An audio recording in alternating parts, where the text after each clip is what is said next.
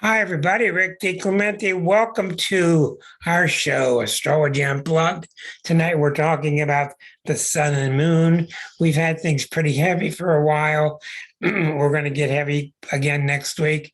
So sometimes I like to put some lighthearted parts of astrology than heavier parts because it's not a simple subject. And next week, I want to go back into focusing on Putin's chart because Mr. Putin is really getting blasted next week.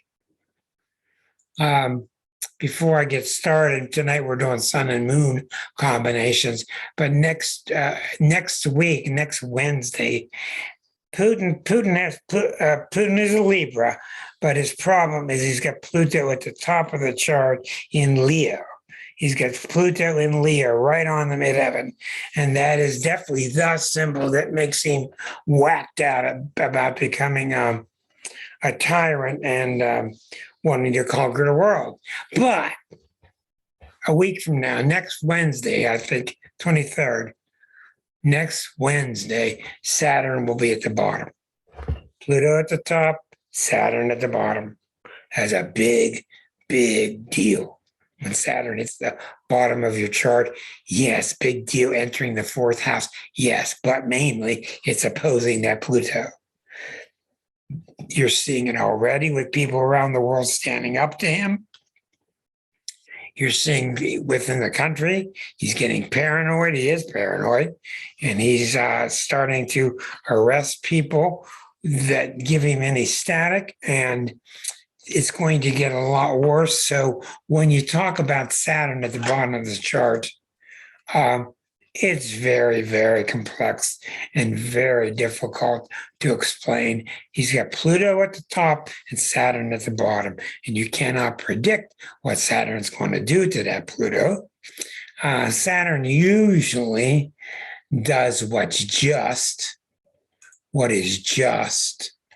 It's a very justice-oriented planet.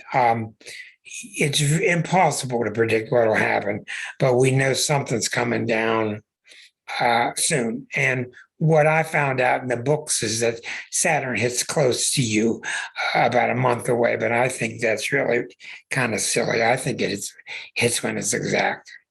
So I think next Tuesday, next Wednesday, you're going to see a growing force of people around the world standing up to this man. There's no predicting what can happen because the variables are just too complex. So next week, I do want to go back into some of the people I did last week. And for some reason last week, the mail announcement did not go to everybody on the mailing list. And I apologize. So I'm going to cover some people next week, such as the leader in Ukraine and Putin's chart, because it's just time critical. Tonight, I wanted to go over sun, moon, because it's very easy to get blown out of the water in astrology and to feel like it's over your head and you don't know what you're doing. It's really complex. So the least I can do tonight is to explain to each of you your particular sun-moon combination and explain to you what that means, what it can mean, what I've seen in the public by observing that particular pair. So keep in mind that every year, as the sun comes through your sun sign, it goes 30 days through your sun sign. In that 30 days or 28 days, the moon goes all the way around. So you end up with 144 combinations, 12 times 12.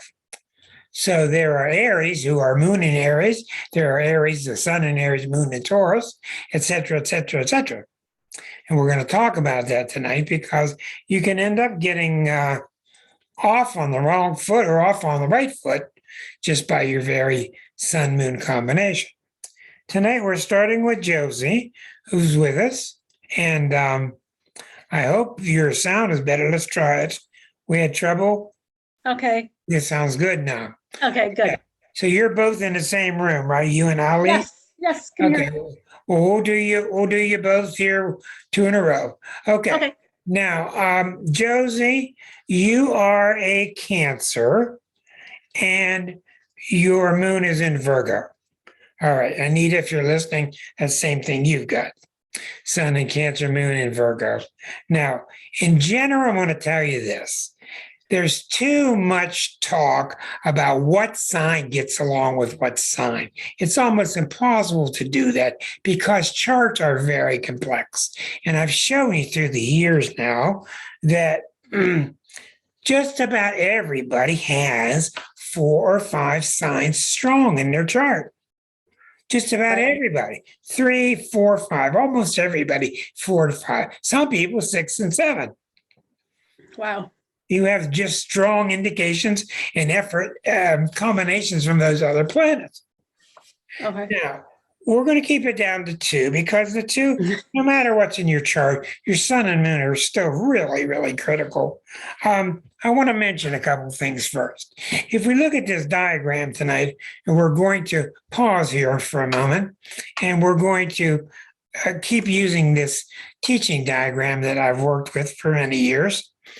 What we're talking about is when you're talking about, let me make sure it gets, I'm going to get it up on your screen, not just on mine. There it is. All right. What we're talking about in general is there are odd numbered planets, odd numbered signs, even numbered signs. The odd numbers are called male, the even numbers are called female. That just means that the odd numbered ones are a little bit more extroverted than the others. The other ones are a little bit basically introverted. But it's a very general statement. In general, you're going to do well with planets that are the same as you. If you're an Aries, you're going to do better with other people having planets in the odd number signs. Leo, Sagittarius, Libra. If you're a Taurus, you're going to do better in general with people with even numbers. It's really, really true. You'll find the Tauruses, with Cancers, with Virgos, with Scorpios, etc. And the reason why is odd numbered signs go do to life. They go grab life. They go do what they want to life. The even number signs are better at waiting for life to come to them. Now, it's very generalized. One second, please. Okay, so keep that in mind when you ask questions like, who am I best with? Now, for instance, my brother's no longer with us, but here's a good example. My brother was a Pisces, but he had 5 planets in Aries. This is not really weird. It's a little unusual, but you would think, being Pisces, he would do better with all the even-numbered signs. In actuality, he did best with the odd-numbered signs. So you have to look at your whole chart, and that has to be done by a competent astrologer. So let's get started anyway. When we talk about the sun and the moon, the sun is your main planet. That's your sun sign. And all that means is when you were born, the sun was traveling through that sign of the zodiac. Now, the sun is hard to talk about because it's so much you. It's your main ego. It's your main part of your personality. It's your main draw on you, what you express, what your main archetype is. In a lot of ways, it's your conscious mind, and the moon is very different. The moon is your unconscious mind. The moon is even harder to talk about. There are books written on the moon. It's that complex. The moon is very mysterious. It's very emotional. It represents largely your emotions or your unconscious mind.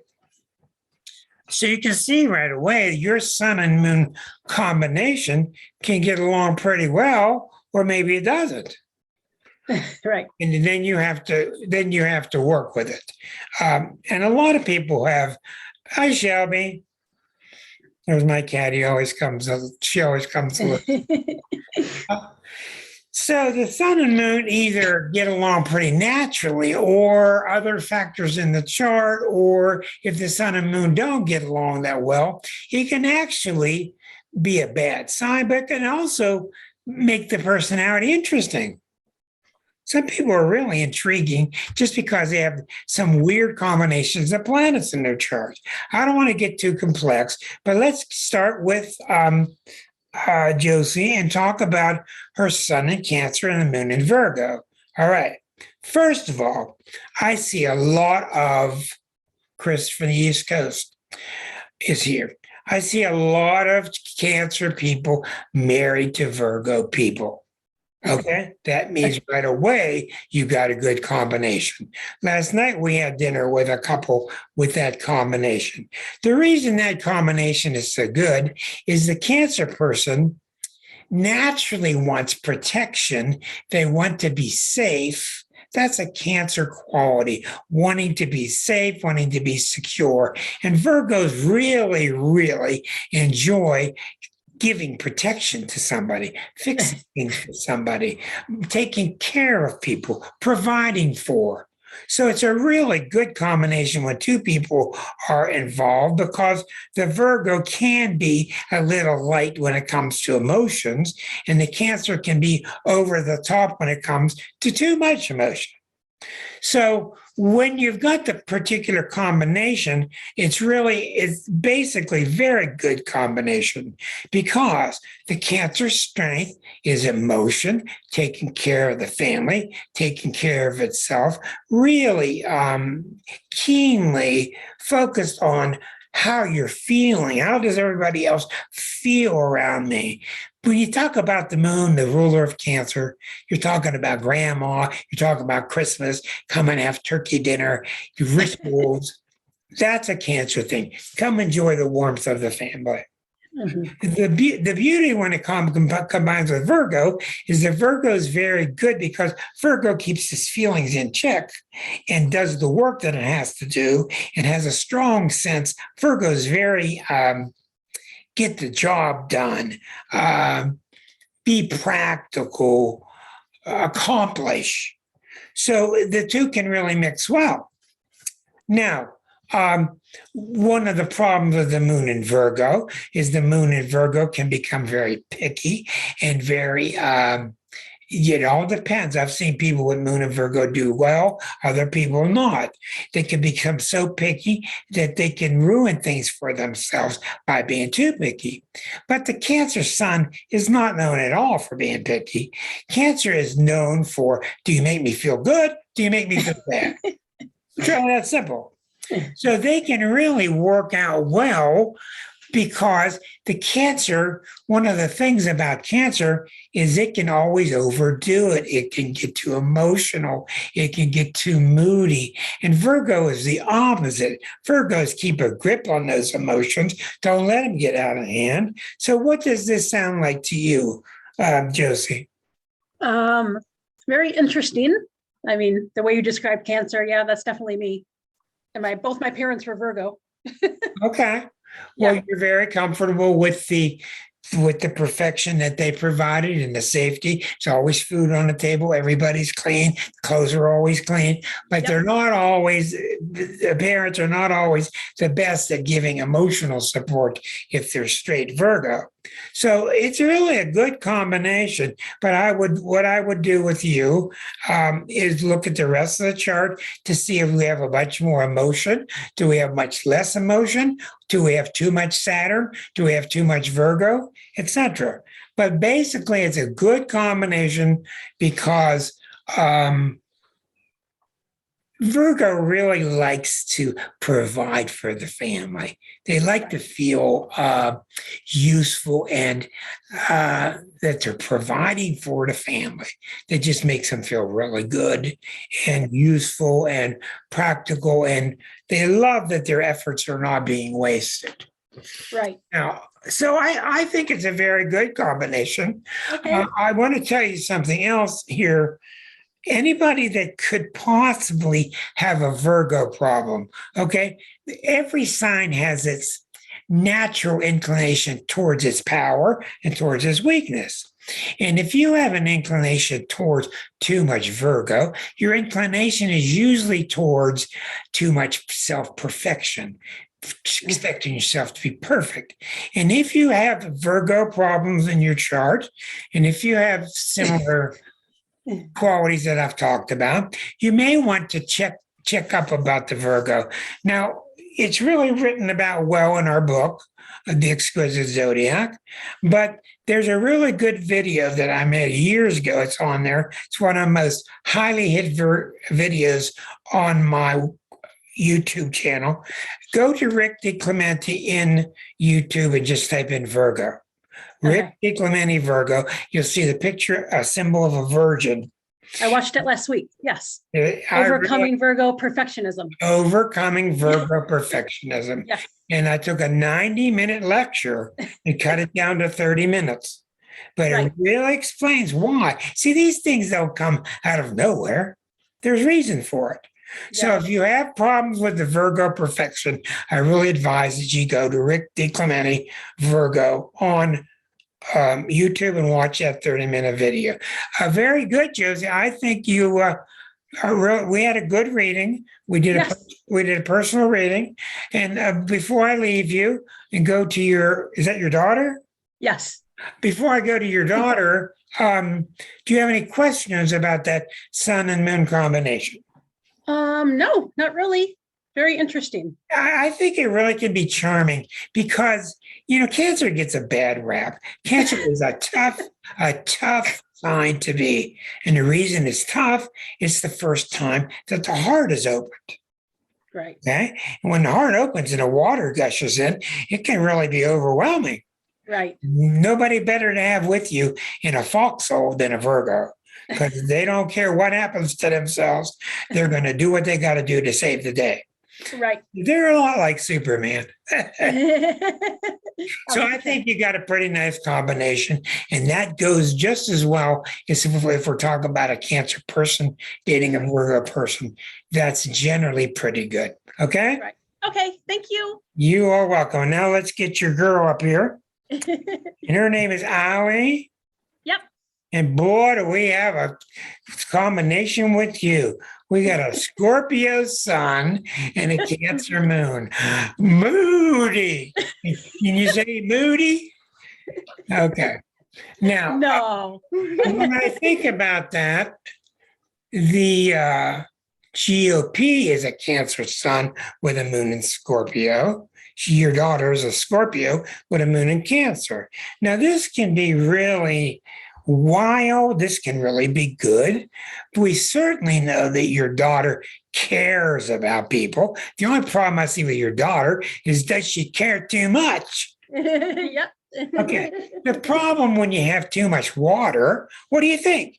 You got water and water, you can get bub, bub, bub, bub, bub. You can become overwhelmed by emotions or overwhelmed by emotional experiences or overwhelmed by when you get sad. Because when you have sun and when you have water and earth like you do, it's different than daughter who has water and water. Now, the advantage of it is your daughter is extremely emotional and caring. Just really powerfully caring. Now, if I had my druthers, I'd rather have my sun in Scorpio and my moon in Cancer like she has. The opposite is not easy. The moon in Scorpio is not easy to deal with. But your daughter is very heavily involved with following mom's footsteps, tradition of the family, going on to the ancient websites to find out who was mom, who was dad, what country did I come from. That stuff is really intriguing to them. Now, one of the things about this, I'm going to tell you straight up, Ali, is that how I say it? Ali, yes. Ali, okay. If people have trouble with you being too emotional, say to them, goodbye. Okay? Don't you take this internally and blame yourself and try to change it. Bye-bye. You cannot change this. You are a caring person. It's that simple. True? Yeah. Okay. Now, the number one weakness that I find in my experience, see, I learn a lot by experience. I haven't read a book in years, astrology. I learned by talking to people. I see the symbols, I get hunches. But the number one problem you see with Scorpios is they get overly dedicated. Sound like you? Yeah. Yeah. Okay. The thing about Scorpios is we really need to put out a new version of Exquisite Zodiac Part 2 because we've learned so much in the 10 years that it's been out. Scorpios are hung up on the word betrayal. They're just flipped out on the word betrayal. They will not betray themselves. They will not betray another. And you sure as hell better not betray me. Now, there's no rules out there on what betrayal is other than what the Scorpio thinks is betrayal. So Ali's probably had some differences with friends in the past where she felt betrayed. And the friend said, I didn't betray her. Because they have two different Sounds rules. familiar. Yeah. Okay. Well, you have to understand, Ali, other people are not used to the heat being on so high in the kitchen. They're just not used to it. Right. Other people don't put that tremendous pressure. I will never betray thee. And that's what goes on inside Scorpios. Right. All right. Who gets their feelings hurt the easiest in the zodiac? Cancers. So we already know that Ali's going to have her feelings hurt, but Cancer's a very tough sign, and Scorpio is possibly the strongest sign there is. Yay. She's very tough also. Yes. Right? Now, the thing is this, you're going to have to learn to go into relationships and not expect everybody to be wuthering heights and dedicated to you forever. And we're going to bleed and we will succeed while we're bleeding. You understand what I'm saying? Yeah. Not everybody wants a friend at that kind of level. It's just too intense. So when you start getting into somebody or your friends or whatever, be real careful when you start assigning to that relationship how groovy it is, how great it is emotionally. Because other signs are air signs, they're fire signs, they're interested in the mind, they're interested in activity. A lot of people aren't that interested in feelings. Certainly until you got their chart done. That's why you should all be members of astro.com on the web, astro.com. You can sign up for a membership. You can do thousands of charts. You can compare charts. You can print them out. You can do your progressions, do your transits. You can see how you basically match up with somebody else. But in essence, your daughter is only going to match up with people with very strong feelings. If she finds a man or a woman who's really tight with their mother, check mark, check mark, check mark, goes a long way with her. Somebody tight with the family, check mark, check mark, check mark. This website actually allows me to put little green check marks, but I don't have it. I don't have it working. But that's just your beauty. That's your beauty. That is your beauty. And that's why someone has a trouble with you getting emotional. Bye-bye. Yes, got it. Bye-bye. Go be, like Greg King says, go be emotional somewhere else. Because I'm not going to change. I'm a loving person, and it's certainly what the world needs more of. Right. Now, does that make sense to you, Allie? Yeah. Okay. Now, I think it does. Yeah. let me ask you, because I don't have all the charts loaded. Hello, Claudia. Claudia. What do you think from what you've heard so far? I think it's pretty true. Like with the emotional stuff, I know that Yeah. people in the past told me I'm too sensitive and stuff. Yeah, right. And a while ago, my friend I would get mad at her 'cause she was always choose all these other people over me, and I would feel I would get left out a lot. That's right. Yeah, but then I realized it's not actually being left out. It's just I was overthinking it. Yeah, or over feeling it. What age are you? 12. Okay, well, you're very mature for your age. You will do fine through time. It's just what's going to happen to you. The real difference with you is going to be seeing people. This is just who they are, as opposed to, hey, these people are really betraying me. Believe me, you're going to know when you're betrayed. Okay. Yeah. And you're right to cross out somebody when they do. But don't be too quick to do it. And the number one thing you need to do, without a doubt, is to make sure that that's what Capricorns do. We make sure everything. Make sure that you're compassionate to yourself. Right. That's really, really important. That's the number one thing. And if you can work that out, you can be one of the strongest people in the whole zodiac. All right. Okay? Okay. Thank you. 10-4, you're welcome. Thank you, Rick. You're welcome.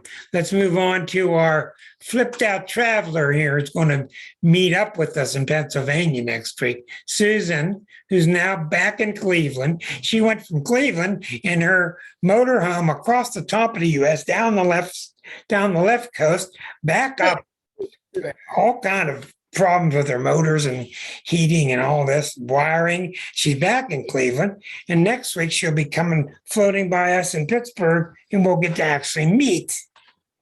Strange having all these relationships over Zoom, you know? That's right. So Susan is wonderful, wonderful Sagittarian. She's an artist. She has a moon in Gemini. All right. Now, one of the things that Liza and I did with it that was very, very smart, and we do something smart about once a year. We wrote a chapter in the book called The Six Polarities. And it's really, really good. And it's really good that we did it.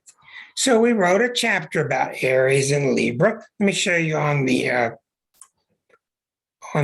zodiac. We wrote a chapter about Aries and Libra, Taurus and Scorpio, Gemini, Sag, which is what Susan has, Cancer and Capricorn, Leo and Aquarius, Virgo and Pisces. And it's really, really important that you get to know these six polarities, Claudia, very well, because as a student, you're just going to keep running into these themes over and over, where if you understand the axis, for instance, the Gemini is one thing, the Sag is similar, but on a bigger scale. In the zodiac, the bottom half of the zodiac is more me-oriented. The top half of the zodiac is us-oriented, but they're very similar. Geminis and Sag are a lot alike, only Gemini is on a smaller level, local level. Sag is on a bigger level, earthwide, international level. So, I'm going to ask a question. of course you can. So if Gemini and Virgo are both ruled by Mercury, Right. why wouldn't they be more alike? Well, that's a question I'm not going to answer because you're exactly right. It's a good question, but it's going to really confuse you for tonight's subject. Okay. Okay, just will. Okay. And that's because they're both ruled by the same planet. And you get into complexities there that make me tilt and make me change the subject. Okay. Sorry.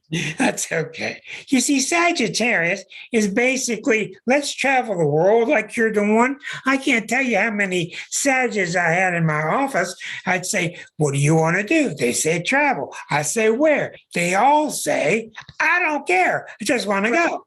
They all say, I don't care. I just want to go. So you have to study, what does that mean? I just want to go.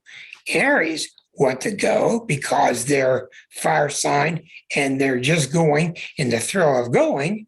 Sag is this thrill of expanding, learning. Okay. Yeah. That's why I know so many Sages, including my girlfriend's Chiron placement in Sag, They read. What are you reading? I don't care. I just want to read. Right. Friend of mine, really good friend of mine, unfortunately spent 10 years in prison. And I asked him what he did. He said all he did was read. Sagittarian. I said, what did you read? He said, just anything. I had an aunt who passed away. Wonderful, totally Sagittarian. She had thousands of books. She just read them until they read them over and read them over. So it's the act of reading and growing and expanding. That's what Sagittarius is. Now, back in the zodiac, Sagittarius is 9th in the zodiac. Sagittarius is 9th. Meanwhile, Gemini is back at the 3rd position. So they're both mutable. And when they're both mutable, mutable means give out, exchanging fire, exchanging information, exchanging stuff. The Gemini moon in you wants to do this, wants to try that, gets bored very easily, wants to try this, wants to try that. Well, Sag is the one that wants to go to the registrar's office and change their major once a week. You can't do that. Well, yes, I can. I want 3 husbands. You can't have 3 husbands. Oh, yes, I can. That's what Sag is about. They're about being limitless. They're similar to Pisces. They just want to have fun, and they do not understand boundaries. They don't understand boundaries. What's Gemini? Gemini is all about boundaries, but it's all about skipping over the fence. What's on the other side of the fence? What's on the other side of the fence? What's on the other side of the fence? That's Gemini to the point of making themselves crazy. So you can see what the problem is to have this combination. And there's just too much restlessness. There's too much, let's check out the other side of the fence. And there's not enough of, let's find out where we are. Now, we know from her being one of the mainstays of this show that she also has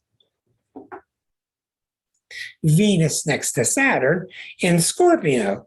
So that Saturn really helps. That Saturn helps lock her down. It helps her appreciate here and now, keep the same job for 30 years, et cetera, et cetera. But in generalities, Sag and Geminis can be married. When you have the same thing in your chart, there's just no friction there because the sun sign is based on exploring and Gemini is based on exploring and what does it find and what does it tell other people. So it's not a matter of your sun and moon being problematic. The sun and moon are problematic with you if there's too much scattering, if there's too much being spread too thin, then that's what the astrologer has to look for in your chart. Other things to keep you from being spread too thin. Now, another thing I tell people, people with Moon and Gemini, I found this to be very true. They need to aim lower. They need to not aim too high. Okay? Today I'm going to go paint that side of the house. Oh. Okay, they get out, they get halfway done with the house, with that part, and they start pooping out because they get bored. They wanted to do something else. Something else went by. It was interesting. Mm-hmm. So they end up beating themselves up, thinking that they're a slacker. Moon and Gemini people are not here to finish stuff. They're not. They're here to try this, try that. So paint part of the house, skip it. Go play basketball, come back and do some more painting. Mm-hmm. Okay? So that's the thing with Gemini. Now, when it all comes down to it, you've had the finest reading for years from your finest astrologer. What really matters is, are you finding your God center inside of you? I don't care what you call it. The still voice inside. So the Sag can be very religious. It can be very philosophical. It can be very much interested in how this religion thinks and that religion thinks, et cetera, et cetera, et cetera. But at some point, you got to stop. Right. Not because the rules say you got to stop, but because you're not going to get anywhere. You're going to end up being an encyclopedia for the neighborhood, but where are you getting in terms of planting a seed and having it grow steady in you? Mhm. You understand? Yeah. You and I have talked a lot. Now, what you've been here a long time. What do you think about your sun moon combination?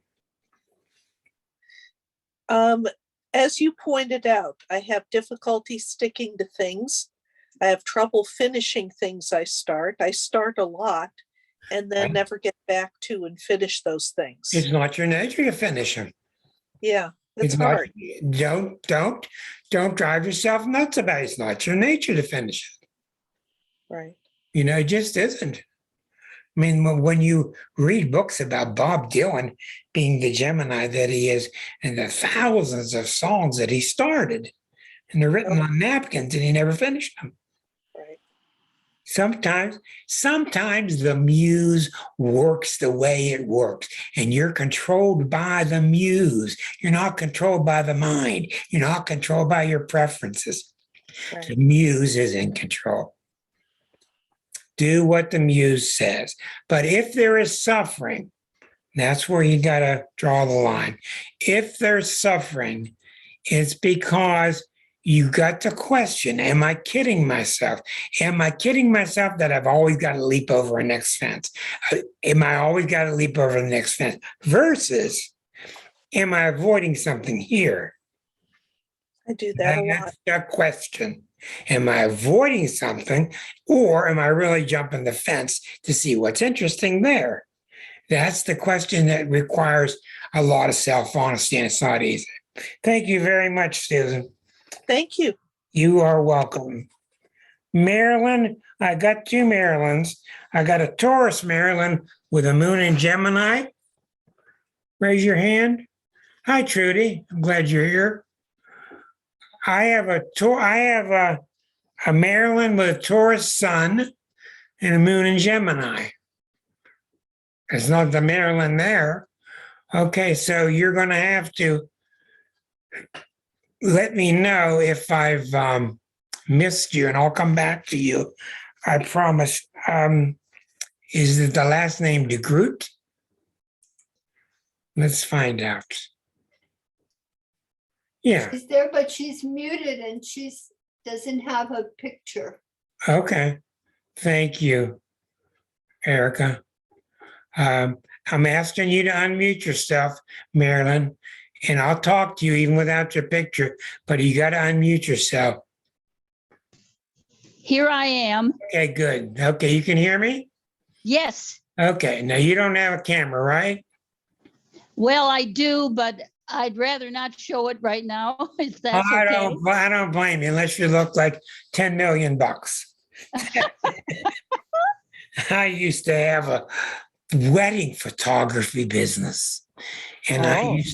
I used to specialize in making these brides look beautiful. And one day I had this one brunette, and she was just stunning, and I took a beautiful picture of her. I mean, it was really excellent, and she didn't like it at all. And I said, "What do you want?" She says, "It looks just like me." I said, "That's the point. You're beautiful." So I just gave up. Marilyn, I know it's been a while. I've talked to you before. You have a very intriguing combination now. Now, this weird combination of Taurus, Sun, and Moon in Gemini. Okay, let's take a look at why it's unusual. Why? Okay, I'm going to show you why. Okay. In the Taurus, you're fixed to the earth. You're fixed earth. In the Gemini, you're mutable air. So not only are you fixed and one's mutable, one's earth, one's air. Now, you're not going to believe this. It is really a not good combination in astrology, but I see it all the time. I see Gemini, Taurus all the time and people working it out.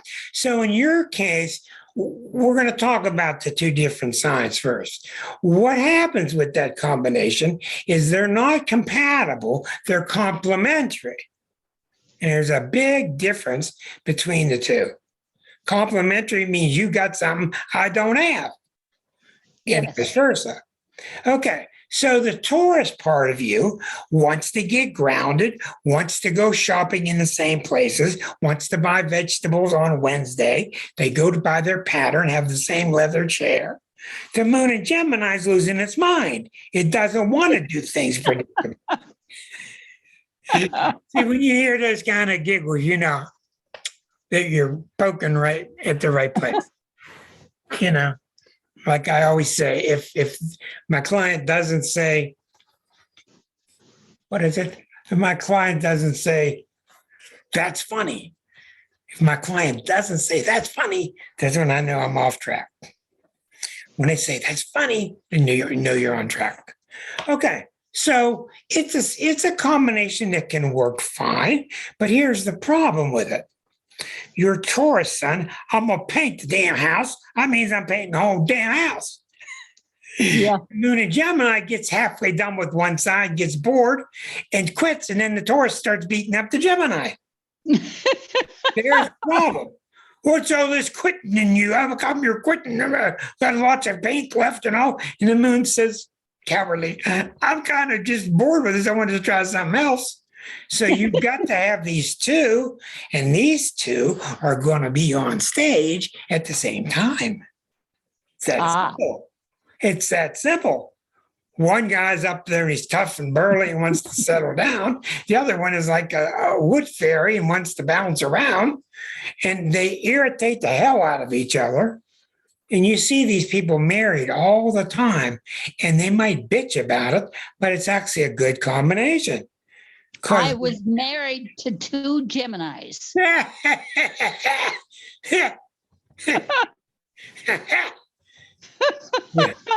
Prove the point. And that's because it's complementary. Yes. Okay. And the other Taurus says she's married to a Gemini. It's because they're complementary. Now, another reason why is these two signs are signs number 2 and signs number 3. They're early parts of the zodiac.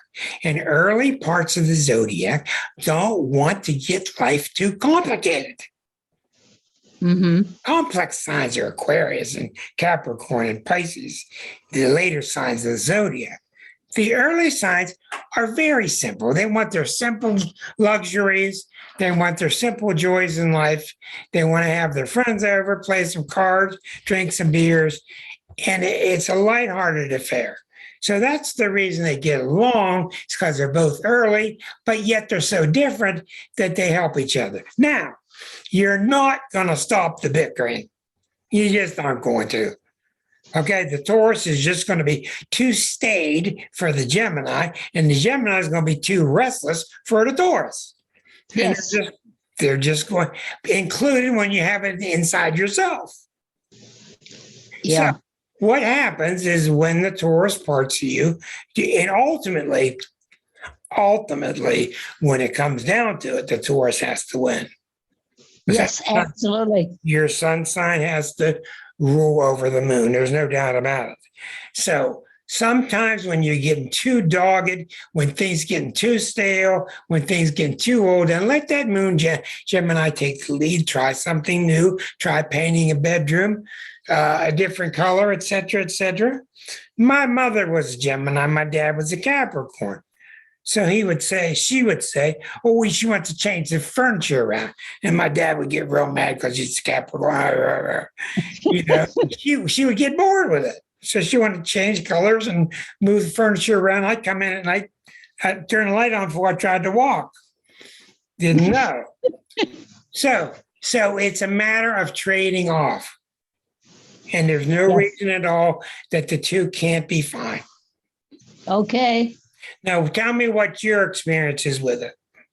Well, I felt that way that I didn't want to be it. When I found out I was a Taurus and had a Gemini moon, I was horrified because I don't know, I had a very bad feeling about Gemini, that they were jumping all over the place. But I find that they do complement each other because when I get very, very stubborn about something, or when I'm too practical, then the Gemini takes over, sort of. That's and that good. helps me to even myself out. That's very, very good. And I want to compliment you on that insight. And you're exactly right. And you have to understand that in astrology, every sign of the zodiac thinks it's got the answers. Yeah. If you're a Taurus, if you're a Virgo, if you're a Scorpio, they all think they got it right. And you don't have to listen to anybody else. And it's all wrong because it's natural for each of the 12 sides of the diamond. Hmm. Think this is the way to look at the diamond. But it's also healthier to look at the combinations. Okay, very, very good. I think it sounds very good, Miss Marilyn. Thank you. Thank you very much. You are welcome. Now we're going to Margaret. Margaret has a really nice combination. I like this. She's the Virgo. We're going to get you unmuted, dear. You are. She's the Virgo with the Moon and Scorpio. Now, I really like this. I'm going to tell you why. Virgos can be robotic. If you got too much Virgo in you and you listen to Virgo impulse, you're just always doing what you should, be productive, turn into a robot. Well, the last thing in the world that's going to turn into a robot is a Moon in Scorpio. Because a Moon in Scorpio loves something or hates something. Love it, hate it. Okay? Black and white.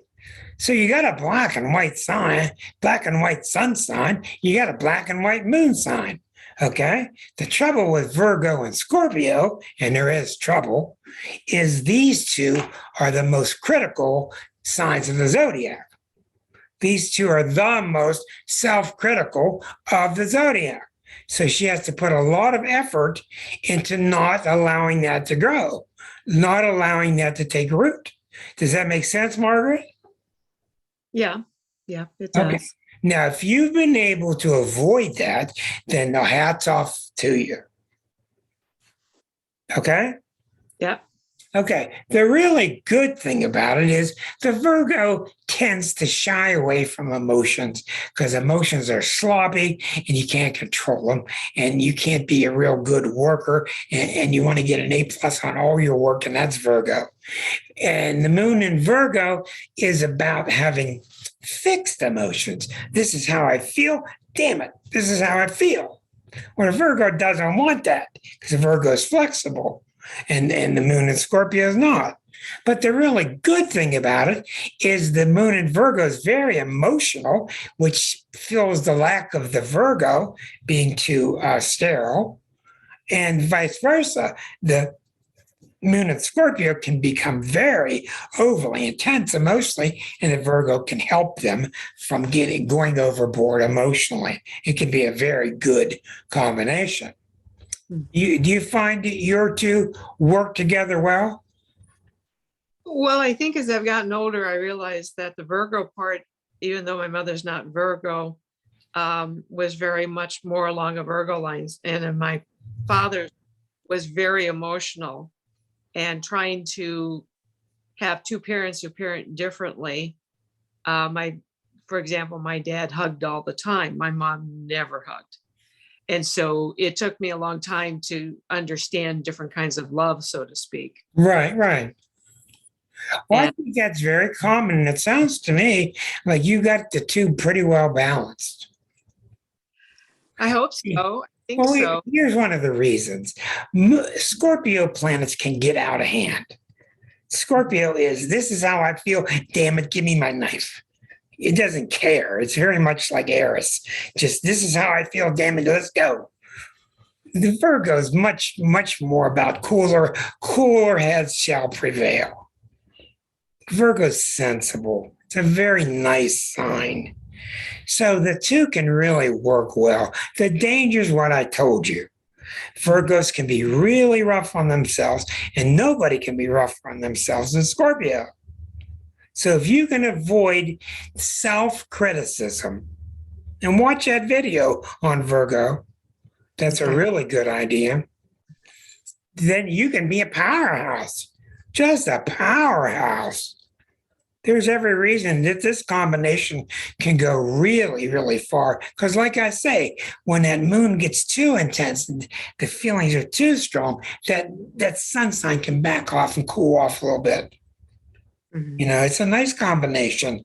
Same with dating. If it's a Virgo and a Scorpio are dating, it can work well because it's complementary, but it's only going to go so far because the Scorpio is going to need some emotion from the Virgo, and the Virgo is going to need that Scorpio to calm down a little bit. Well, I haven't dated in about 30 years, so if it happens, I'll keep that in mind. 30 years. Well, you might be up for one here pretty soon. You never know. No, another thing that's very true about those two signs. Those are the two signs about purity.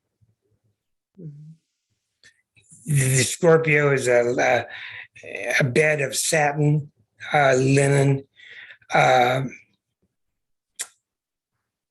Virgos are all about purity. They almost always have pure complexions, no matter what age they are. Scorpio is all about if you break the purity of the bond between us.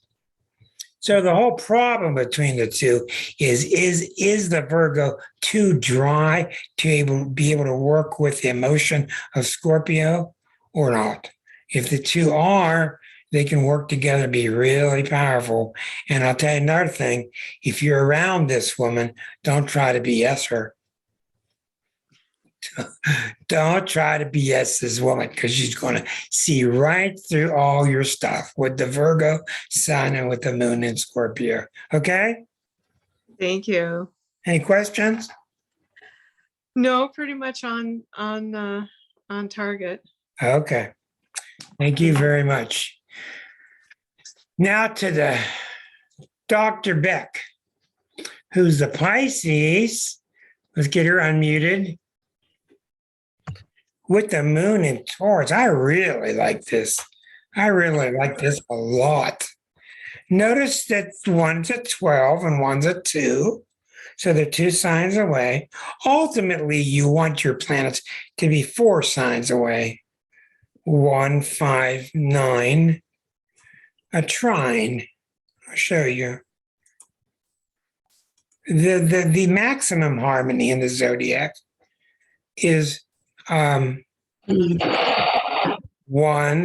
5, and 9, 2, 6, 10, 3, 11, in a triangle.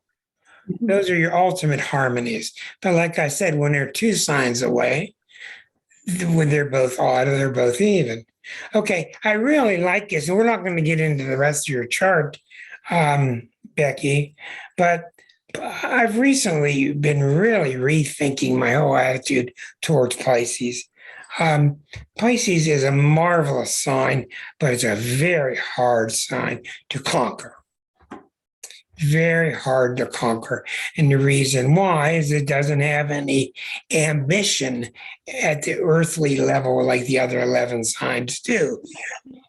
Because it's just the sign of, hey, everything's fine as it is. Hey, everything's just fine as it is. And that's the beautiful part of Pisces. But there's a part of that if it goes too far, it just becomes lazy, lackadaisical, no backbone, etc. So when you pair it up with a moon in Taurus, and the number one place for the moon for anybody is in Taurus, the moon is exalted in the sign of Taurus. Why is the moon so strong in Taurus? Because you got this big body of water, and it's sitting in this nicely formed bowl-shaped container. It's strong. And that's why the moon in Taurus is so strong. It's emotion, but it's well contained. The moon moistens the soil. The soil is moistened by the moon. So the moon in Taurus is just wonderful, and it's really good for the sign of Pisces, which can really lean towards getting spaced out, spread too thin, That's what can happen with a Pisces. Because remember, when you go to it, every sign has one central saying. In the times of trouble, the Pisces goes to the saying of, "Hey, it doesn't matter." Well, sometimes it doesn't matter. But when the troops are on the outskirts of Kiev, it does matter. So that's the difficulty. So these two signs can really, really save the day with each other. They really can be. And if you've had any difficulties in your life, it's not been from your sun-moon combination. It's from other stuff. Now, how do you feel about it? I know you've had classes with both of us. How do you feel about your sun-moon? I think it is fairly balanced. I had to laugh though when you said about being lazy, because since I've retired, that's all I've been. But you had a long needed rest. Let's put it that way. well, yeah, but Your chart is not lazy. But let's talk about the sun and moon. Do you understand that when that sun goes on the stage, it wants to talk about things being not mattering because it doesn't want to. Oh, the sun in Pisces realizes that we give all meaning to things from our own mind. It doesn't have inherent meaning. We give ourselves meaning to it. And the moon of Taurus can be very diluted, which means I can sit here in this chair forever and I'll be okay and nothing will go wrong. So that's why the two can blend very well. They really can. So one is very much pushed in your chart to look at the rest of your planets. Sun and moon, I think it's terrific. okay. That was easy, wasn't it? I've lived with it this long. Huh? What am I gonna do? Yeah, I think it's a very nice combination. When when those moons in you, when those Piscean waters of your chart tend to get too spaced out, too boundless, the moon of Taurus can come along and really help you get a strong sense of emotional integrity. So it can be very, very good. And your waters of Pisces are going to be watery enough to not let that moon become too rigid in Taurus. Make sense? Yeah. And you got a Virgo daughter, and the waters of Pisces deal very well with that. A Okay. Virgo daughter and a Scorpio son, and they're both hypercritical. So, What did I tell you about those two signs? Tell your Scorpio son to chill out, okay? To be nice to himself, because no one's going to do it for him. yeah. That's really true. Any question, dear? No. I like the combination very much. Okay, we'll move Thanks. ahead. Thank you very much. So I can get to everybody. Okay. The last person I have on the list, we'll pick up some new people here. Marilyn in New Jersey. Okay, now we're going to unmute you. And I'm going back to 1971 and 72 in my summers in Wildwood and Cape May. In Jersey. Back before Springsteen. Yeah. I was born in 68. My friend played in a band with Springsteen in high school. And I guess years after that, and they were going nowhere. So he said, to hell with him, and he quit the band. Sometimes we see him in Red Bank. That's where he lives. Red Bank. And the next thing you know, his face was on the cover of Time magazine, exploded. My friend never forgot it. Okay, now what are we going to do with you with Sun and Moon in Taurus? Yes. Okay, now that's a different story. And we really, really wanted to see this tonight. We wanted to see person with the same sun and moon, which means she was born during the new moon. Mhm. when the sun and moon were in the same sign, and possibly a solar eclipse. Mhm. Have to look through the computer to see if it were a solar eclipse at that time. Okay. Well, I don't know where your Mercury, Venus, Mars are. 8th house, Taurus. They're all in Taurus? Well, Venus is in Aries in the 7th house, conjunct Saturn, but I have my sun, Ye- moon, Mercury, and Mars all in the 8th house in Taurus. Okay. All right. What this means is what's mine is mine and what's yours is mine. That's exactly what that means. I don't know what you people think, but what's yours is mine and what's mine is mine. That's funny. So when somebody was raising you as a little child and they were trying to teach you to share, it was just not in your makeup to share. It just wasn't. This stuff is mine. All of it's mine. Now, let's talk about this. This is very misunderstood. This particular polarity is very much misunderstood in the zodiac, I think. Mhm. I think that in astrology, all the polarities need to be redefined. So you got a lot of Taurus, you got a lot of Scorpio, you got Taurus planets in the 8th house, which make them Scorpio-like. Okay, so obviously what this means is, because I do a lot of work with the past life, when you took this life, where'd you go on my screen? There you are. When you took this lifetime, you had issues with self-worth. Okay? I don't understand it.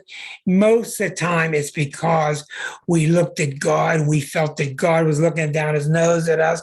We felt unworthy to be in his presence. So we took a lifetime with a lot of Taurus and a lot of Scorpio to buffer up and bolster our sense of self-worth. Okay, now I'm going to tell you this, and so far, I never had a ringy dingy tonight until you. And what that means is when I'm reading for people, I can usually tell ding-a-ling-a-ling. I can usually tell this is the most important person so far to talk to in terms of critical moments being said at the right time. What I'm sensing here is the planet is changing dramatically. I mean, I can't do enough shows on it. I've already done a bunch, and this is 263 tonight. When you have Taurus, Scorpio stuff, let's do this first. Are you married? Yes. Okay, he's from the Middle East. Yes. What sign is he? Gemini, Look at that. Pisces Okay. moon. Gemini, Pisces moon, very flexible. Okay.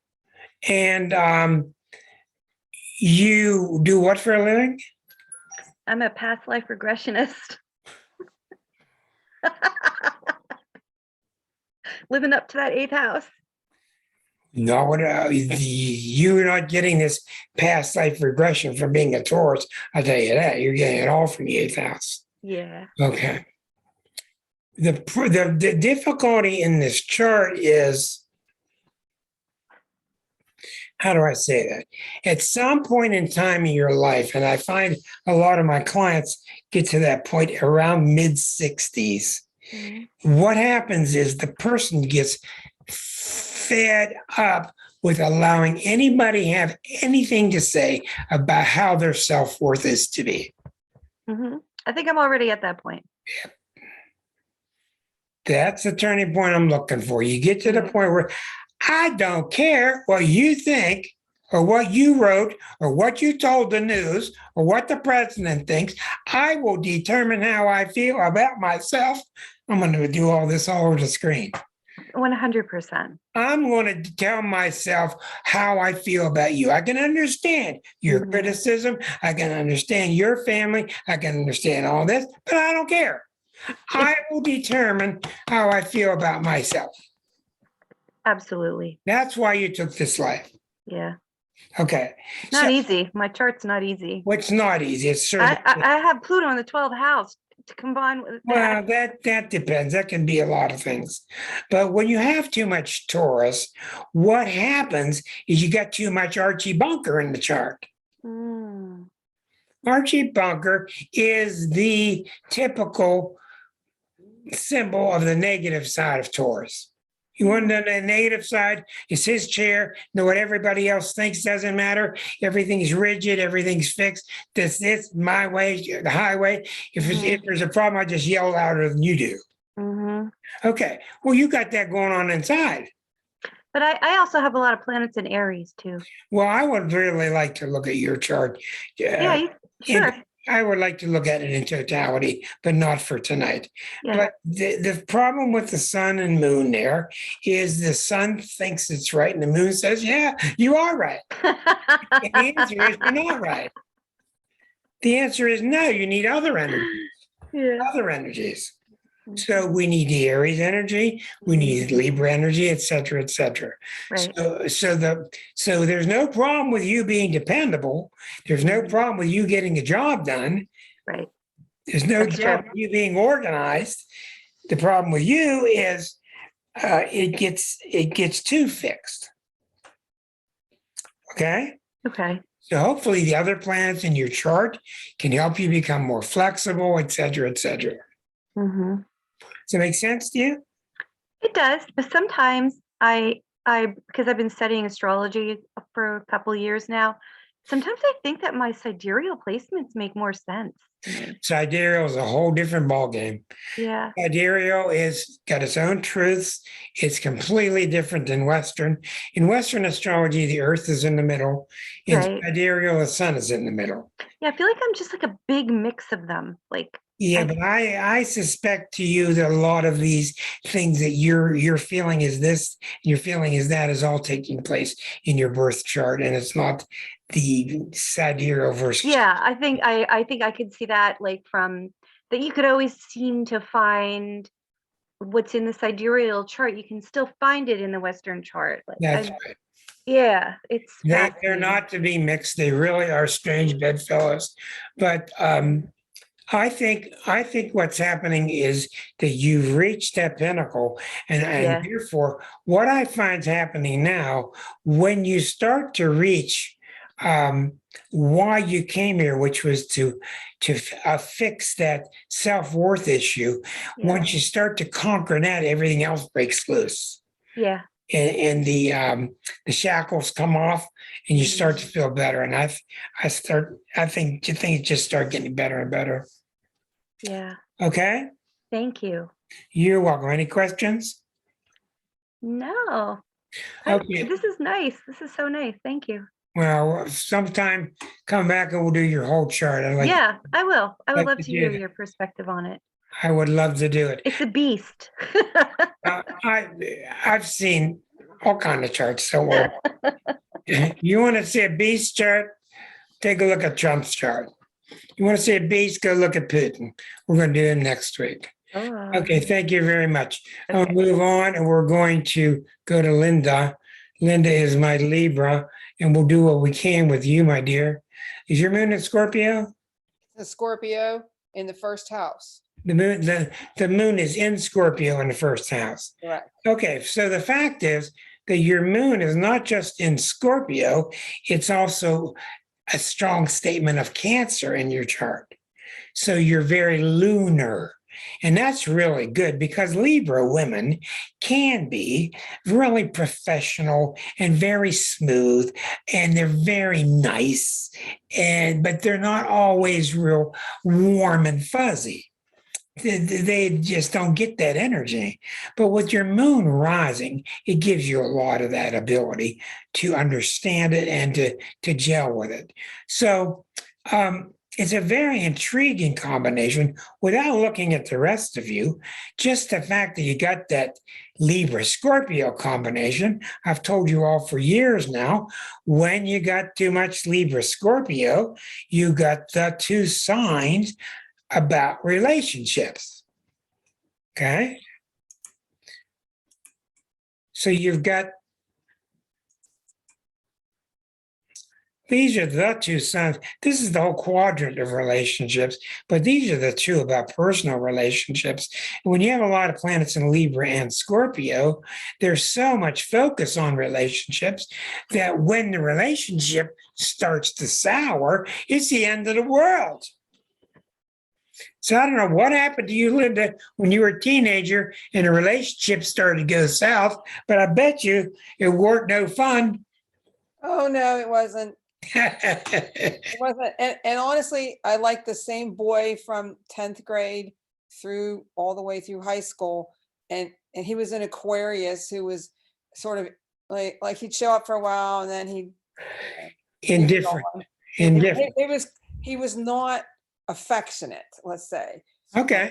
All right. Yeah. That's typical Aquarian male. Yeah, he was very, Okay. but he was fun and so on, but I was crazy about him. It was the beginning of a long set of patterns like that. Yeah. Well, the thing about your chart is when you're Libra Scorpio, you get enough air because of Libra, and you get enough water because the Scorpio. You have a nice combination of being very social with the Libra, but being very intimate with the Scorpio. So it can work out well, but the message is real clear in the chart is you can't put all your marbles into a relationship with somebody or a relationship with your dog or a relationship with your house. It can't be any relationship because the self gets lost. And Libra has quite a tendency to get lost. Libra and Cancer. Libra gets lost in relationships by being overly compromising. Well, see, I mean, I think I can absolutely tell you that we had a session maybe 9 years ago, 8 or 9 years ago, somewhere along those lines, that just changed everything. Me and you. Yeah, the two of us, because I mean, because I have like 4 planets in Libra, okay? So I've always thought of myself as like a Libra. And you pointed out to me the Scorpio piece of my chart. And it was like the first time I'd really thought about that in any kind of a way. And what that helped me start to do is understand myself better, because sort of the Scorpio side of me, what my friends have described as like, when you try to get to know me, you go down the steps into the basement, and then there's another set of steps into the basement, and then there's another steps into an even lower basement. So like, it's like very hard to get at me, if you know what I'm saying. Yeah, you're very deep, very deep. And I think I think understanding that as the sort of Scorpio side of me, I started to be able to see myself as more of a rounded person. Yeah, the Libra, that's not the Libra side. No. Libras aren't that deep, but Scorpio is. And so I think that seeing that it's like every other aspect of the chart, but those two are so important that if you understand that you're multifaceted that way, you can find a way to make it work together. Yes. Yes, indeed. So what I would do with you in a personal reading now is I would concentrate on your past life. And I would find out, why did you put such a focus in this lifetime on relationships? And I would like to see your chart pivot around the time 9 years ago. And I think it was a big pivot. And now I think you have every reason to benefit from both, because now when a relationship gets too thick or too central, you've got plenty of Libra intelligence to just move around it. Libras are very smart. And Libras, I tell you, you don't hear much about this, but Libra is a sign of the winner. They're just winners. They know how to win. Some of them do it in a junky way. Most of them do it straight up and they just win because they got something to do and they head right towards their target and they win.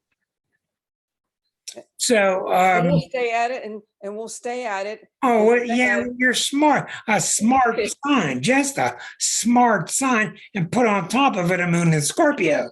Oh yeah. So there's a lot of savvy there. Yeah. So I really feel good about your combination. I will tell you this: if you've got a negative male, male Libra, and they got a Moon and Scorpio, then you better get the hell out. Well, yeah. Better get the hell out. I have to Unless say, they've got some real savvy to calm that one down, because most males are too competitive to be able to conquer that one. the thing about Libra males is I have nothing to do with them. I learned that a long time Well, ago. most of the time, about 80%, I agree. It's really, I mean, I'm not saying that they would all be that way, but they're a really bad combination for me. Yeah, So, well, I actually counted every baseball player in the league about 20 years ago. I counted everyone, and Libra was number one. There are more Libra baseball players than anybody else, which surprised me. But they're team players, they're very smart, and they're extremely competitive. So I think you got it down. You understand. So thank you for that. Kathy, I want to go to you in Oklahoma City because I want to get to Trudy and I want to make sure everybody gets covered tonight. Okay. Kathy, tell me your combination. I forget. I think it's Virgo Taurus.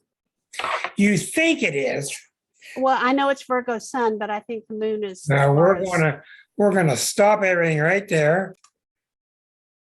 Hang in there, Claudia. I'm heading towards you. Okay, you got a Virgo Sun with the Saturn next to it, and a moon in Taurus, right? Yes. Okay, Miss Kathy, if you do 10 widgets today and you do 11 widgets tomorrow, I don't care if you do 50,000 widgets on Sunday, it does not change anything. You got to have a real strong talk with whoever that voice is that keeps following you around, conning you into thinking that the more productive you are, the better off you're going to be. And I got a feeling you've already beat that. I haven't beat it, but that's the voice I hear. It's kind of like, okay, today do this, and then tomorrow do, okay. Okay, that's all right. It's okay. And the way to beat this stuff is put it on the table. Okay, now there's no doubt at all in your past life, something came about. In other words, somehow it came up that for you to get closer to God, you had to be more productive. Okay, we're all like this, and all of us are operating on false information. Hello, Leanne. Come on and calm down. All right.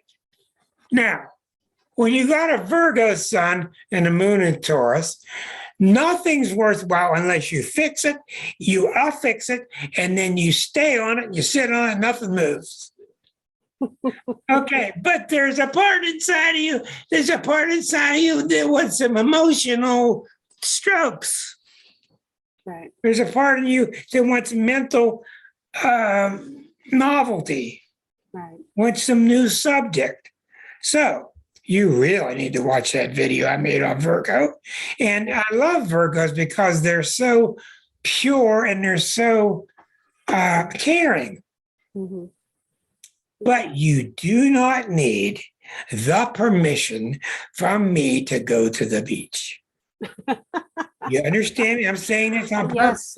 Yes, I You understand. do not need permission from anybody to take some money out of the bank and go buy yourself a necklace.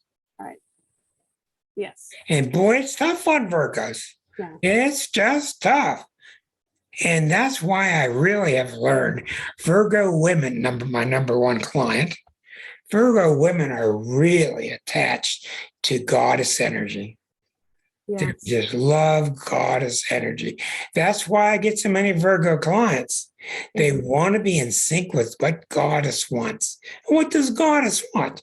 She wants us to be pure and loving and working and not bitching and not complaining and nice and clean and all the clothes are pressed.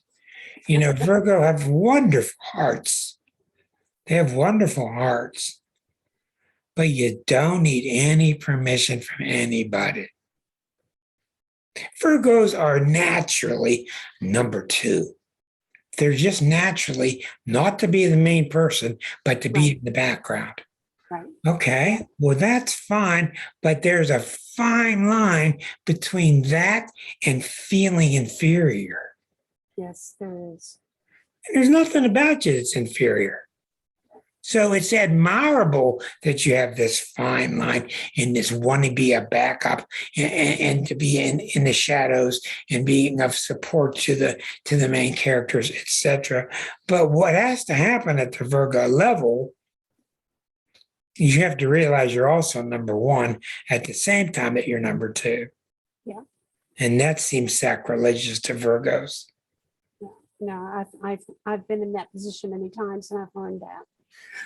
Well, I've known you for quite a while now, at least a good year, and I think you're really changing a lot. And I think that Moon in Taurus is really invaluable because it's just so strong.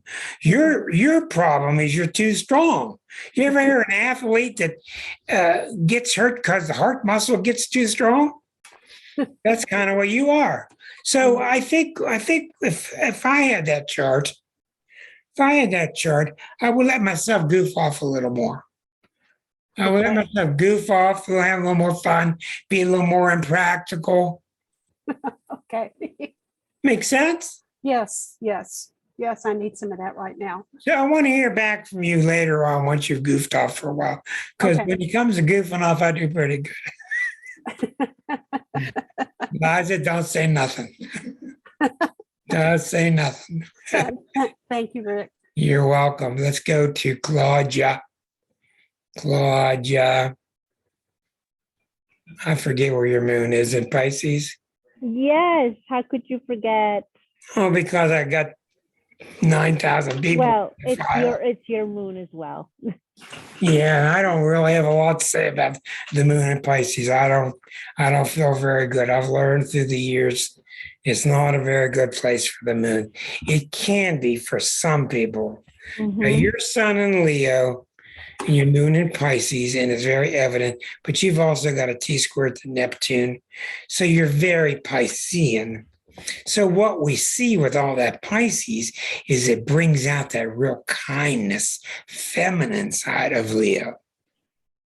Because the masculine side of Leo can be a real pain in the wazooie. Yeah. It really can be because they just think they know everything. Yeah. And they don't. The feminine side of Leo is much more balanced and kind, etc. Much less arrogant. But when the moon in Pisces is a really tough place for the moon. I'm learning that. I see it all the time in problematic charts. And it's not, I mean, it's so common in criminal charts too. It's not that the moon in Pisces is criminal or bad. It's just not strong enough to withstand the other energies in the chart. That's the problem with it. So you would have the difficulties of being too soft through life, of letting people, not being able to say no to people, etc. But I know you recently, you're just getting stronger and stronger. You're damn right. Doggone it. But you're not getting stronger because you're moon in Pisces. You're getting stronger because of the Uranus placement and the other transits that are taking place in your chart. Yes. Thank They're you. really helping me. They're really helping me. Well, you But have a there's very wonderful, pleasant chart, and that's why. It's because of the T-squared in Neptune, it's the moon in Pisces, it's the sun in Leo, and the Leo is a very noble sign, so it's not going to allow that moon in Pisces to dip into the alley. That's where the moon in Pisces hangs out, in the alley. And that's where it gets in trouble. It's in the alley. I could tell you many stories about that. So what questions do you have about your combination? I don't have any questions. I have come to understand my moon placement in a whole different way, in a better way, where I'm not, because I'm aware of it. I used to be so fuzzy and kind of delusional emotionally, and I knew it, but I still couldn't do anything about it, or I couldn't. It's not easy. No. Yeah, but anyway, now that I'm more aware, and I'm sure the transits are helping me, I love it because I escape into music, I escape into dance. My escape of the Piscean escape is spiritual, and or dance or up like just staring at a candle, and and that's the best way I can, kind of Well, I find you to be very channel. very balanced, and very, very pleasant. Really, really pleasant. It's my opinion. So I meant to compliment you, and I did. Well, thank you, sir. Yeah, and I can look on that couch, and I can tell you Liza's over there going, Liza thinks very highly of you too. Now, let's talk straight here. The Leo arrogance, the possible Leo arrogance does not mix with the Pisces moon. And because of that, you can get some really weird permutations from that. You really can. In your case, you're handling it well. And I think the T-square to Neptune in your past life really helps it, because if you don't watch Leo energy, Leo is just convinced that they deserve respect and nobody else does. Yeah. You got to watch out for that, because it's not true. But I think you got a really nice combination. So we got to get, thank you, Claudia. We got to get to Erica. We're going to get to Trudy. We got to get to Leanne. And I feel like that I see Doobie Doobies. Like, who was that when we were little? Romper room. Romper room, yeah. Let's go to Trudy. Trudy, I hope you know, because I don't remember what your chart has. You're being asked to unmute. Okay. Your sun in Leo. Moon in Capricorn. Your sun in Leo? Mm-hmm. Okay, that's an interesting combination. You notice we've not had many moons in the later part of the zodiac tonight. Okay, that can be a really good combination.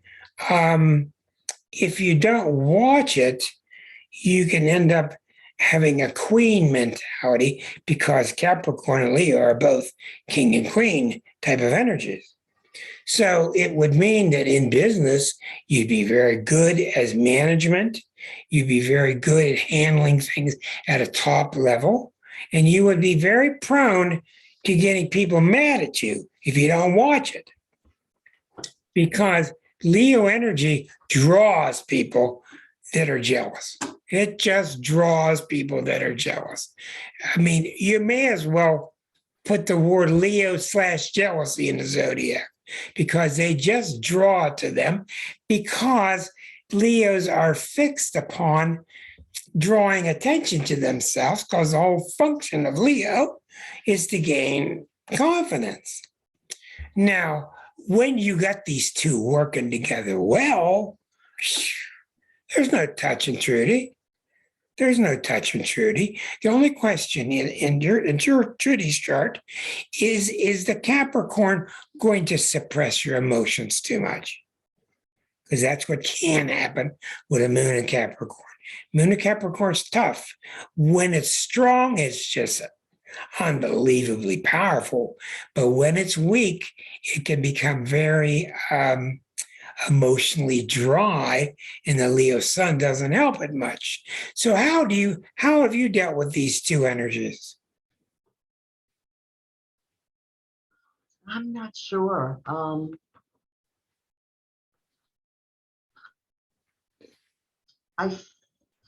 not sure about the dry emotion thing. Okay, you pretty emotional? Yeah. Okay, well, you're not getting it from the Leo or the Capricorn. You're getting it elsewhere. And that's very likely in your chart, and that's very good. So see, that's why it's hard to talk about the sun and moon. But in general, your sun and moon combination are very tip-top in terms of being the head of a corporation, being the head of sales, being the head of whatever you're doing, because Capricorn in you is very strong and steady. It's going to follow through. And the Leo has noble vision. As long as you're getting treated with dignity and you're treated with respect, you can go really, really far. But if anybody's around you and starts treating you without respect, they got to go. Right? Mm-hmm. They just got to go. They just got to go. And you're not going to stand by and watch someone else treat somebody else without respect. You're just not going to do it. Yeah. Leos are really big on nobility, on dignity. Any questions about it? No, I don't.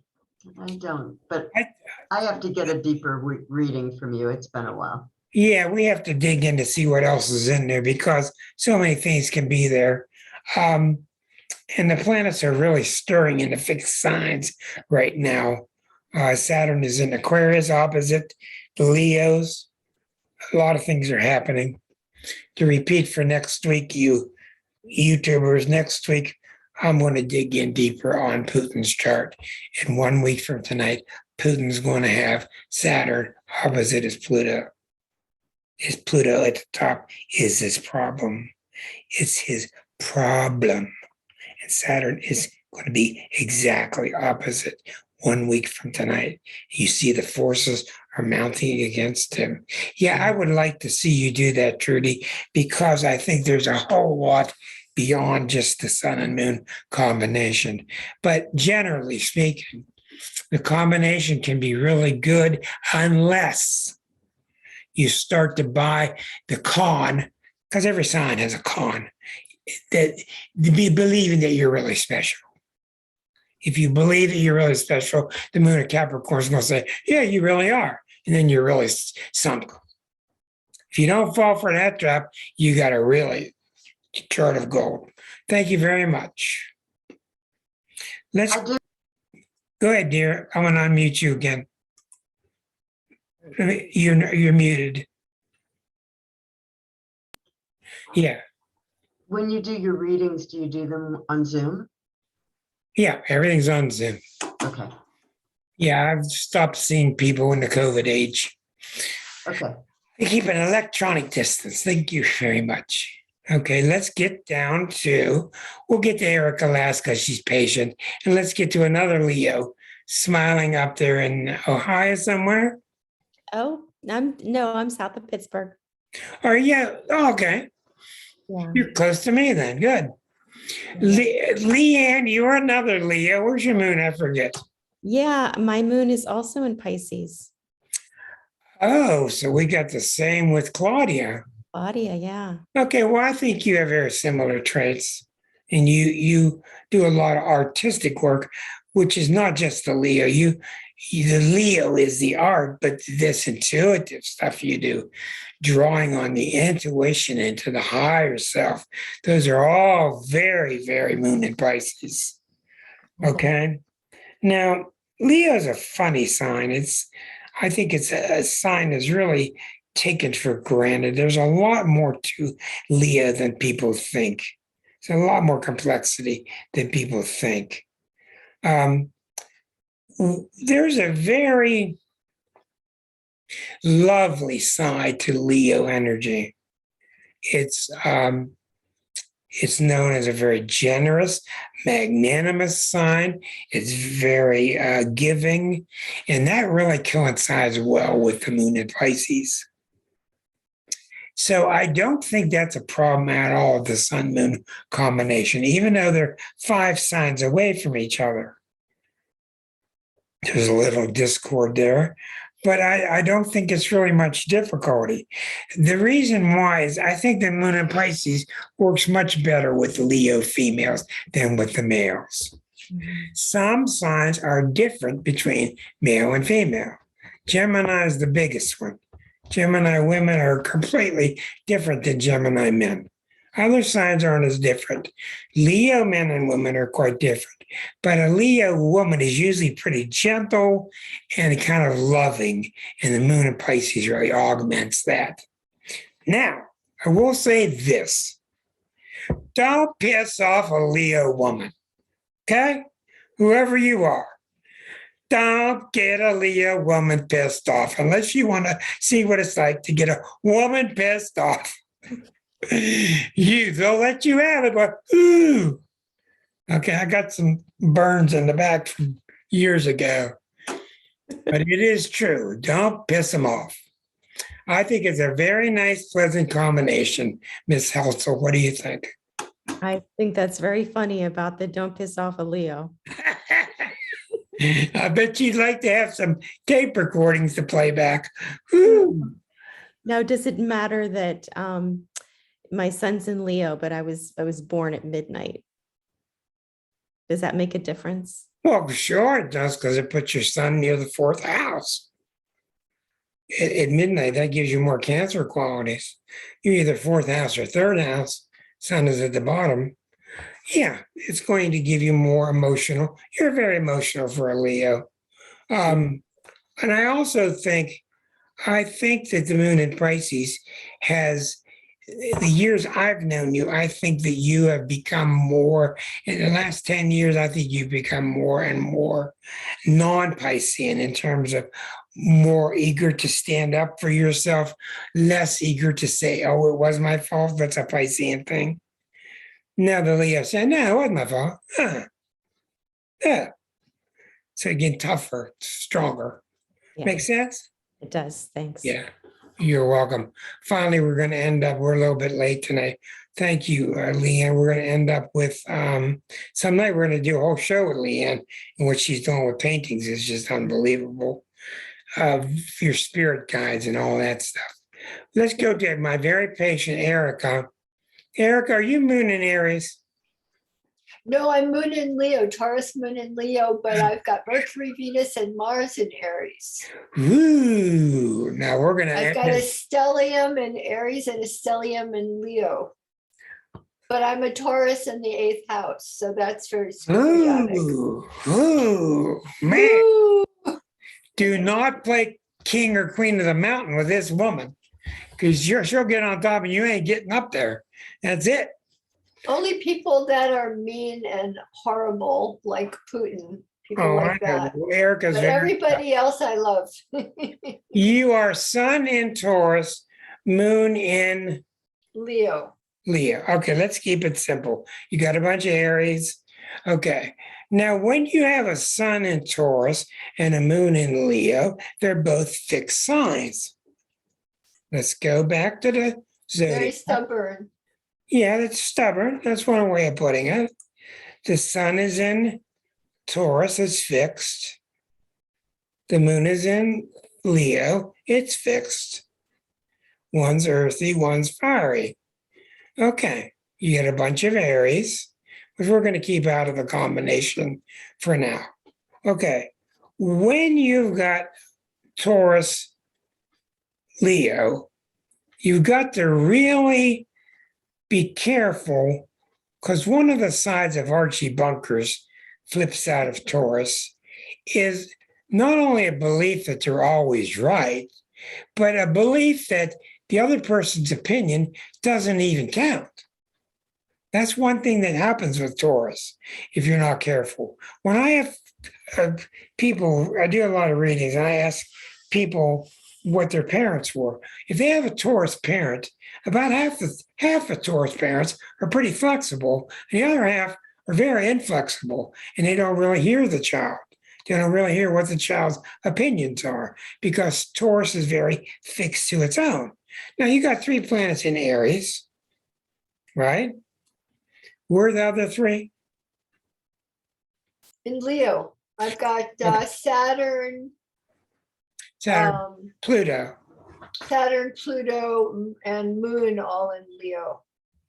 Okay, so when you got a lot of Leo, what we got with you, we got an extremely, are you still there? Yeah, we got an extremely confident woman. Extremely powerfully confident. I just always looked at it as being stubborn, but maybe it was confidence on some level. Well, maybe some of both. Maybe some of both. But it's a very, very strong placement.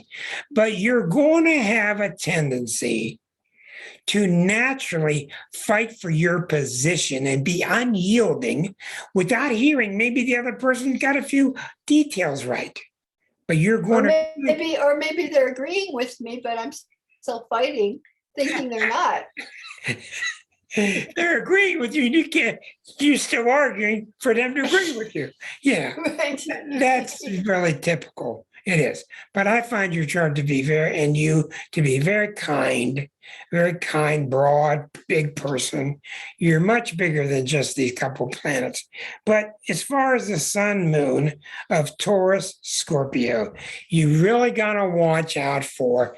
I don't care. I'm unyielding. Deal with it. You got to not let things get that way. You can't have things get that way. It's just too far out. It's just not right. And you're going to create enemies that are going to double up on you.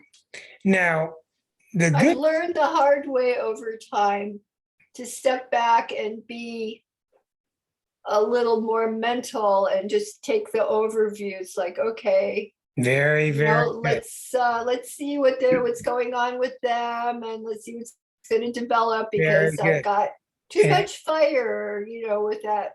And as you hot speak, Leo moon and all that Aries, and I have a tendency to jump in. As you speak, here comes Waldo. Hey, Waldo. We haven't seen him in a good while. But it's a very, very strong placement. How do I put it? Its only problem is it might be too strong. So that's really up to you. And I think you're learning that. You can back off of it. Back off of its power. Back off. You don't have to fight. Back off your tendencies to dig in and fight. Well, it's not so much fighting as trying to help. I have to back out and say, okay, you don't want all this help. Tell me when you do, or when you want some information, because I just, want to keep giving. And they're like, 10 minutes ago, they're already closing the door. That's the Aries, right? You're right. But ultimately, I think it's a very good combination. Where did Waldo go? Did he turn his camera off? Waldo. Waldo's in Merida, Mexico. I know he's in, I'm unmuting him now. He's in near Cancun. Waldo, the Sag. Woo. That's okay. All right, we're going to call it a night, everybody. Next week, I don't know exactly. I'm going to dig into, because I'm telling you, watch how the pressure mounts against Putin. Today, Thursday, Friday, Saturday, Sunday, up till next Wednesday. Next Wednesday, Saturn is opposing his weak spot. I don't know about you, but I don't want to have a fight with Saturn. Is that Waldo? I can hear him breathing. I hear you. I hear you. I heard you breathing. Did I miss the section? What time is it? You missed everything. You're an hour late, buddy. And here it's only 8. Not even 8. Yeah, well, you got some daylight saving stuff on backwards. You guys changed it, right? We did guys away no with longer have it. We did away with everything. Walter, I'm going to give you 60 seconds here. You are our traveling globetrotter Sagittarian from Mexico. What do you think about what's going on in Ukraine? Oh man, this is the cycle repeating themselves. 62, 60s. We are called to see what's going to happen this time. It's the same. He's got. I have hopes. I mean, I'm positive about it. I'm not. I think it's gonna end up with a lot of people dying, but I hope it's not a nuclear war. I don't think so. I don't think it's nuclear either. But remember, he's got Pluto at the top of the chart. And yeah, I mean, I think it's a Neptune with Putin. It's a Saturn-Neptune conjunction in the 12th house. Yeah, but he's got Saturn next week opposing his Pluto on his midheaven. But in what I see about the situation, what's pushing him is his Neptune. In other words, he's very deluded. Right. Deluded. At this time, he's just deluded because he has that.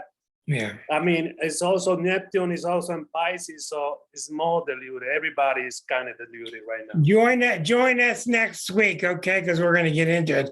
And by the way, it's 9:50 here. Oh my God. It's New York time. It's 9:50. Okay, we miss seeing you. We got 2 hours ahead of you guys. Okay, everybody's waving hi to you. We love you and we'll Thank see you, Rick. Well, Thank you, everybody, for staying awake. Marilyn, the answer is yes. Thanks everybody for joining us. It was a hoot to join with you. We'll see you. Thank you, YouTubers, for joining in. See you next week. Be careful. enjoy the full moon in Virgo. Ow. That's true. Meow, meow. And the equinox, balance and egg.